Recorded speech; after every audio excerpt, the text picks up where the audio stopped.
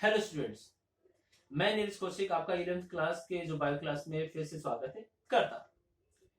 Last video में हमने 5 classification system के बारे में चर्चा कर रहे थे, जिसको देने का श्रेय आर एच विटिकर को जाता है। आर एच विटिकर ने 1969 में ये जो क्लासिफिकेशन सिस्टम जो प्रोवाइड किया था, उसमें जो बेसिस लिए थे उन पे भी हमने चर्चा कर ली, जैसे कि बॉडी कंपोजिशन देखा था, यूनिसेलुलर है या मल्टी सेलुलर है, या हमने टाइप्स ऑफ सेल के बारे में, यानी प्रोकैरियोट सेल्स है या यूकैरियोट सेल्स है।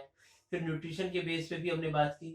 उसके बाद में हम जब बात कर रहे थे इसमें लाइफस्टाइल और फाइलोजेनेटिक रिलेशनशिप पे, कि उनमें जातिवर्तीय संबंध क्या है, उस आधार पर भी यह वर्गीकरण दिया गया है। और इसी कारण इस क्लासिफिकेशन सिस्टम को सर्वमान्य या ये कहूंगी सबसे ज्यादा मान्यता प्राप्त है।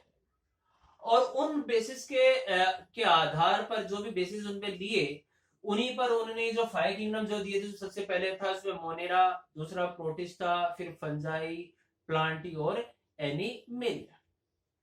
आज हम सबसे पहले जो चर्चा करने वाले हैं वो है, इसमें सबसे पहले आता है मोनेरा या मोनस।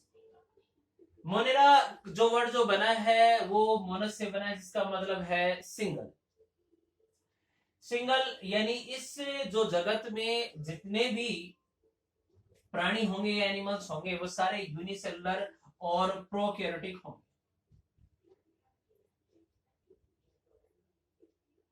एक कोशिकीय प्रोकैरियोटिक जीवों को इस जगत में शामिल किया गया है। और मोस्टली इसमें जो सबसे ज्यादा, क्योंकि सभी के सभी जो होते हैं बैक्टीरियाज को इसमें शामिल किया गया है। इसके अलावा इसमें आर्की बैक्टीरिया भी हैं, ब्लू ग्रीन एल्गीज भी हैं, और पीपीएलओ हैं। वो सभी के सभी इस जगत मोनेरा में रखे गए। खास बात क्या है, इसके मेन कैरेक्टर क्या क्या है उसके बारे में चर्चा कर ले। पहला कैरेक्टर तो हमने बात ही कर ली है, कि जो पहला कैरेक्टर होगा कि इसमें सभी के सभी प्राणी एक कोशिकीय प्रोकैरियोटिक होंगे, यानी इनमें इनका जो शरीर जो होगा वो एक कोशिका से निर्मित होगा, यानी इनमें किसी प्रकार के टिश्यू ऑर्गन सिस्टम लेवल नहीं पाए जाएंगे। दूसरी बात, इनमें प्रोकैरियोटिक का मतलब, प्रोकैरियोटिक मतलब इसमें स्पष्ट केंद्रक नहीं पाया जाएगा, यानी बैक्टीरियाज में न्यूक्लियस नहीं पाया जाता। या ये कहूं कि न्यूक्लियस की जगह एक स्पेसिफिक स्ट्रक्चर जो पाई जाती है, जिसे हम न्यूक्लियोइड या केंद्रकाव या केंद्रकाय के नाम से जानते हैं, वो पाई जाती है। अब जब बात करते हैं आगे, दूसरा कैरेक्टर, इसमें किसी भी प्रकार के मेम्ब्रेन सेल ऑर्गेनल्स नहीं पाए जाएंगे, यानी किसी भी प्रकार का झिल्लीबद्ध कोशिकांग नहीं पाया जाएगा। यानी ना तो इसमें माइटोकॉन्ड्रिया होगा, ना इसमें गोल्जी बॉडी होगी, ना इसमें ईआर होंगे। यानी कहने का मतलब किसी भी प्रकार के डबल मेम्ब्रेन जो सेल ऑर्गेनल्स वो नहीं पाए जाएंगे। बात करते हैं आगे कि इनमें एक तीसरा जो कैरेक्टर, मैंने अभी अपनी बात भी कर ली थी, कि इसमें जो न्यूक्लियस की जगह न्यूक्लियोइड पाए जाएंगे, जिसमें इसका जेनेटिक मटेरियल है जो है वो नॉन स्टोन प्रोटीन से आबद्ध रहता है और एक जगह संगठित रहता है। ये एक या एक से अधिक भी पाए जा सकते हैं। अगली बात इसमें हम करें, इनमें सेल वॉल पाई जाती है, कोशिका भित्ति भी पाई जाएगी, लेकिन कोशिका भित्ति जो पाई जाती है वो पादप कोशिकाओं में पाई जाने वाली कोशिका भित्ति से कंप्लीटली डिफरेंट होगी, यानी इसमें सेलुलोज नहीं होगा, ये पेप्टिडोग्लाइकन की बनी होती है। रही बात इसकी सेल मेम्ब्रेन की, चाहे वो प्रोकैरियोट्स की हो चाहे वो यूकैरियोट्स की हो, सभी की जो सेल वॉल जो सेल मेम्ब्रेन हो वो जो लिपिड और प्रोटीन से ही बनी होती है, यानी लाइकोप्रोटीन की ही बनी होगी। अब आगे जब बढ़ते हैं इसमें और कौन कौन से कैरेक्टर होंगे, कि इनमें सीलिया और फ्लेजिला भी पाए जाएंगे। सीलिया और फ्लेजिला पाए जाते हैं जो इसको लोकोमोशन में भी हेल्प करते हैं, लोकोमोशन के साथ साथ इसमें फीडिंग में भी हेल्प करते हैं, किसी सबस्टेट से अटैच होने में भी हेल्प करते हैं। लेकिन इसमें जो बात करेंगे, जैसे प्रोटिस्टा वगैरह में जो पाए जाते हैं या अदर एनिमल में जो सीलिया फ्लेजिला पाए जाते हैं, उनसे डिफरेंट इनकी स्ट्रक्चर होगी, यानी इनमें 9+2 व्यवस्था नहीं पाई जाएगी, यानी इसके जो माइक्रोट्यूबल्स होंगे वो 9+2 व्यवस्था में अरेंजमेंट में नहीं पाए जाएंगे। फिर आगे इसमें जो बात करें इसमें, कि इसमें रिप्रोडक्शन की भी बात कर लेते हैं। जो रिप्रोडक्शन की जो बात करें, इसमें एसेक्सुअल रिप्रोडक्शन पाया जाता है।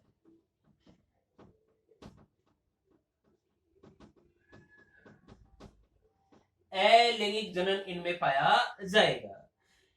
लेकिन वैसे अलैंगिक जनन की कई विधियां हमने बात भी की थी, जैसे स्पोरुलेशन है, बर्डिंग है, ये सब चीजें, या खासकर बाइनरी फ्यूजन है या मल्टी फ्यूजन है, वो सारी चीजें पाई जा सकती है। लेकिन इनमें एक अलग चीज और देखने को मिलती है, इसमें प्रोटोसेक्सुअल कंडीशन भी पाई जाती है, यानी लैंगिक जनन के समान एक एक्टिविटी इनमें पाई जाती है जिसे हम जेनेटिक रिकॉम्बिनेशन कहते हैं।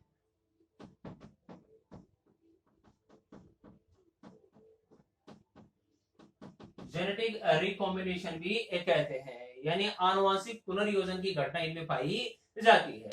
आनुवंशिक पुनर्योजन का मतलब ये होता है कि लैंगिक जनन तो नहीं है, लेकिन इसमें जेनेटिक मटेरियल का एक्सचेंज होता है, जैसे कि सेक्सुअल रिप्रोडक्शन में होता है। यानी वेरिएशंस, जिस प्रकार से या ये कहूं कि एक जेनेटिक मटेरियल जो होता है एक इंडिविजुअल का, वो दूसरे में ट्रांसफर हो रहा है, जो कि नॉर्मली अगर देखा जाए तो बैक्टीरिया में जो जहां पर एसेक्सुअल रिप्रोडक्शन होता है नहीं पाया जाता है। तो इनमें ऐसी कुछ घटनाएं जो पाई जाती हैं, जैसे एक तो कॉन्जुगेशन है, संयुग्मन जिसको हम कहते हैं। दूसरी जो पाई जाती है इसमें ट्रांसफॉर्मेशन है।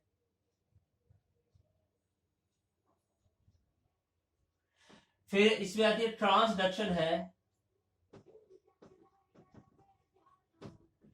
ये कुछ स्पेसिफिक एक्टिविटी पाई जाती है, यानी संयुग्मन है, रूपांतरण है, पारकर्मण है, ये घटनाएं पाई जाती है, जिनके बारे में हम आगे की जो क्लासेस होती हैं उनमें हम डिस्कस जरूर करेंगे, या इसके आपको पढ़ने को जरूर मिलेगा। जो कॉन्जुगेशन है वो बेसिकली ज्यादातर यही पाई जाती है। इसमें आप देखेंगे कि कॉन्जुगेशन में जो इसकी पीली जो होती है उसके द्वारा दो बैक्टीरिया आपस में जुड़ जाते हैं, जिसमें एफ फैक्टर जो होता है उसका एक कॉपी दूसरे बैक्टीरिया में जो है ट्रांसमिट की जाती है, और इस प्रकार से जेनेटिक मटेरियल एक से दूसरे में ट्रांसफर होता है, जिसे हम जेनेटिक रिकॉम्बिनेशन कहते हैं। इसके अलावा अगर और अदर कैरेक्टर इसमें हम देखें तो इसमें स्पेसिफिक स्ट्रक्चर मीजोसोम भी पाई जाती है। मीजोसोम जो होती है वो अगर देखा जाए जिनकी जो सेल मेम्ब्रेन होती है वो अंदर की तरह इनवेजिनेटेड होकर कुछ स्पेसिफिक स्ट्रक्चर बनाती है, जिन्हें मीजोसोम कहा जाता है। ऐसा माना जाता है कि इस प्रकार से यूकेरियोट्स में जो माइटोकॉन्ड्रिया होता है उसी के सिमिलर ऑर्गन ये माना जाता है, क्योंकि इसमें पाया गया है कि जो रेस्पिरेशन से रिलेटेड जितने भी एंजाइम्स है वो इसमें पाए जाते हैं। इसके अलावा इसमें हम देखेंगे कि वेक्यूल्स पाई जाती हैं, कुछ ग्रेनुल्स भी पाए जाते हैं, और इसमें राइबोसोम जो पाया जाता है वो 70 प्रकार का राइबोसोम इनमें पाया जाता है। इसके अलावा जो बात करें कि इसमें जो जेनेटिक मटेरियल होता है वो वर्ताकार यानी सर्कुलर डीएनए पाया जाता है, सर्कुलर डीएनए पाया जाएगा, और इसमें मुख्य जीनोम के अतिरिक्त या मुख्य डीएनए के अतिरिक्त भी डीएनए पाया जाता है, जिसे हम प्लाज्मिड कहते हैं। ये प्लाज्मिड जो होता है वेक्टर के रूप में काम में आ जाता है, जिसे मोस्टली अगर देखा बायोटेक्नोलॉजी में बहुत ज्यादा इसका सिग्निफिकेंस होता है, इसके बारे में हम अलग से स्टडी करेंगे।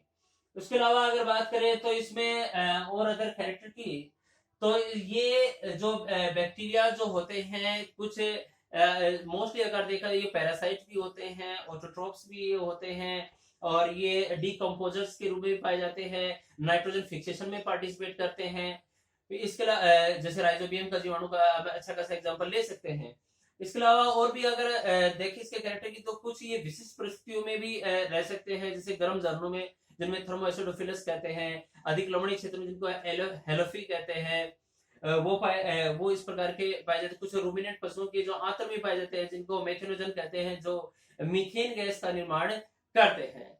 इस प्रकार से देखा जाए तो ये जो जितने भी कैरेक्टर जो है वो मोनेरा जगत के प्राणी में पाए जाते हैं। यानी कंप्लीटली अगर देखा जाए तो जितने भी बैक्टीरियाज होते हैं उन्हीं के कैरेक्टर होते हैं वो मोनेरा जगत के होते हैं। नेक्स्ट वीडियो में हम प्रोटिस्टा जगत के बारे में अध्ययन करेंगे। Thank you.